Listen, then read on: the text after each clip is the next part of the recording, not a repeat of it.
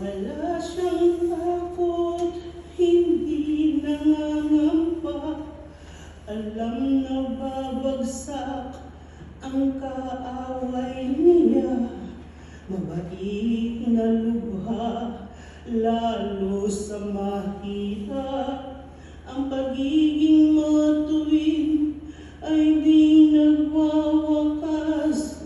Buong karangalan siyang itataas. Sa tuwing may liwanag sa taong nahahabag. Sa dilim